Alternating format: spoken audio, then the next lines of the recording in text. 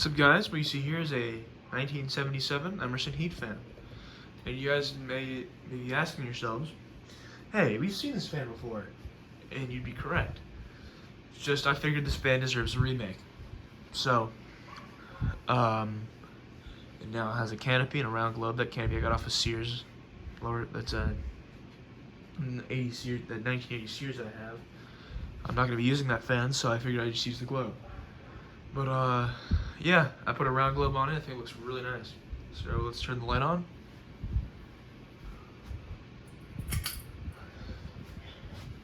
An incandescent, maybe 40-watt incandescent bulb in there. I might leave it on for the demonstration. So I think it looks really nice with that on. But, yeah, I think I'll leave it on. So, without further ado, here's low speed.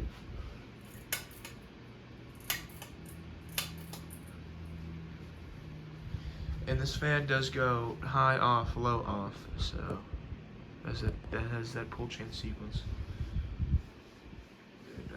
You can't see it that well, but it has the Emerson sticker on the canopy or the side of the motor.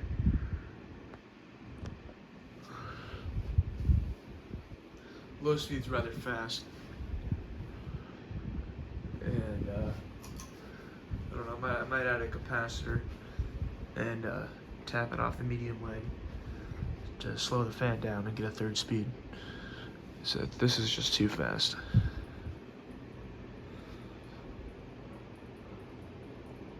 Pull chain's kind of swinging around a little bit.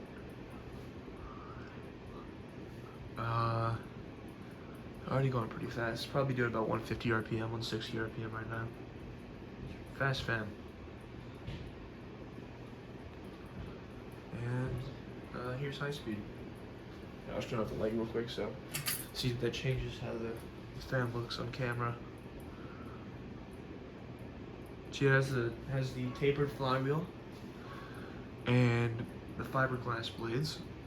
They introduced the tapered flywheel, or not they introduced the step flywheel and the plastic blades for these fans in 1980, and then later in 1980 they phased out the K63 motor on these fans and introduced the K55 motor.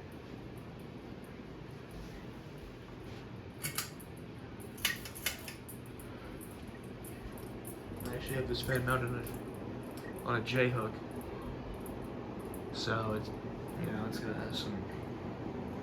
Ignore how the canopy's mounted. It's just I can't get the hook in all the way to have the screw reach the thread in the box. But yeah, so I believe just a brief summary of the blender fan storyline. From what I've heard, the blender fan as we know it was introduced in 1962 with a trans shaft pull chain. So the pull chain was instead of a switch housing, just the pull chain went right through the fan. It was kind of interesting looking, and I think it had reverse pitch blades, so it had that reverse operation. And then sometime later in the 1960s, it got normal pitch blades, and it ran normally. And then in 73 or 74, they got switch housings, so they would have looked like this fan right here. And then skip to 1980, they got a K55 motor, plastic blades. I think they got introduced plastic blades in 1979. And then they introduced plastic blades, the stepped flywheel, and the plastic blades. And there was two heat fans at that point, two blender fans. There's the residential version with the plastic blades. The 4-blade K55B residential version. It's called the Universal Series, and then the heat fan, which is just a K55 3 plastic bladed fan. And that lasted until 1983 or 1984 when the Stratojet was introduced. When they got I believe the blades were plastic. You get the plastic aerodynamic blades that moved a lot of air. That lasted until 2004, which from what I've heard, the blade manufacturer for the Stratojet, they went bankrupt, so they just discontinued it. And the Stratojet, or the blender fan, got the normal ball socket canopy in 1986 when they switched to ball socket. So high speed's doing pretty good, doing about 250 RPM. Doing pretty good on mine. And so shut her off.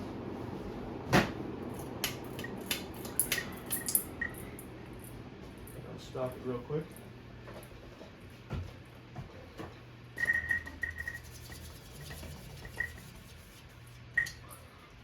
So I'll talk a little more while the fan's off. Just why not? So I found this fan on there's a yard sale. There's a listing on Facebook Marketplace about a yard sale, and I looked at the pictures. You know, I see if there's anything, and I see this blender fan sticking out.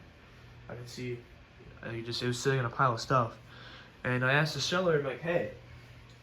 There's a fan I see in one of these pictures, and I sent him a screenshot of the fan, like, I would like to buy this fan. And then he's like, oh, my brother has it. So he gave me his brother's phone number, and then I had to call him and do all that fun stuff. And then we met up somewhere, and I got the fan. And when I got the fan, it was missing a canopy. It was missing the canopy, and then it was missing the canopy and grommet. I don't know where exactly this fan was installed. I can only assume a garage. This fan, a few nights later, I ran it when I went to school one day, and I come home from school. I was pretty stupid for doing this. I come home from school and I hear a loud humming sound coming up from my room. I come in my room and I see the blender fans going a lot slower, and like, oh crap. So I took the fan down, and I had to take it down fully assembled. I had to let it sit for 20 minutes to let it cool off. And I got ordered a replacement capacitor. And at that point, I was hoping the fan would be okay. So I don't know if it was the motor fried, I don't know if the windings fried or something. Because that capacitor went bad. So it's just bare voltage. Because it was an old oil-filled capacitor. So the oil, I don't know, maybe evaporated or something. So it couldn't keep the coils cool. The coils went bad. So then it was just 120 volts going into the fan. And it was overloading the motor. I don't know how long I'd been doing that for, so I kind of panicked and ordered a new capacitor, and to my surprise it still worked, and that capacitor is still on that fan. So I got this fan in May. You guys probably remember the original video of this fan, but yeah, so that about covers it. So that's a 1977 Emerson heat fan. Thanks for watching.